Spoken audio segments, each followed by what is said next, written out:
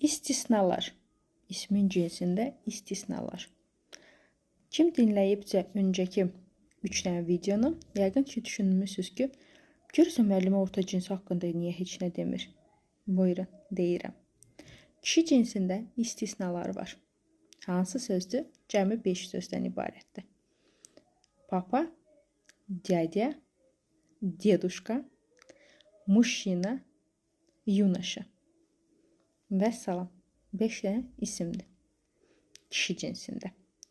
Baxmayaraq ki, sonu qadın cinsi kimi bitir, hansısa A hərfi ilə, hansısa Y hərfi ilə bitir, amma söhbət kişidən getdiyinə görə kişi cinsinə aiddir. Orta cinsdə də istisnalar var. Orta cinsin istisnası bunlardır. Baxa bilərsiniz. Amma bir sir açım. Bunların içində ən çox istifadə etdiyiniz, gündəlik həyatınızda sizə lazım olacaq cəmi 2 dənə isimdir. Hansıdır? İmya, bir də время. Məsəl üçün, dediyim kimi də imya ad, время zaman. Unutmayın ki, bunun sonları ya hərfi ilə yox, miya şəkilçisi ilə bitir.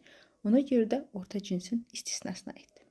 Əzizlərim, 40 danışıq dərsi, qrammatikasız filan, sadəcə danışaraq rus dilində rahat danışmaq istəyirsinizsə, məlumat aşağıda verilib.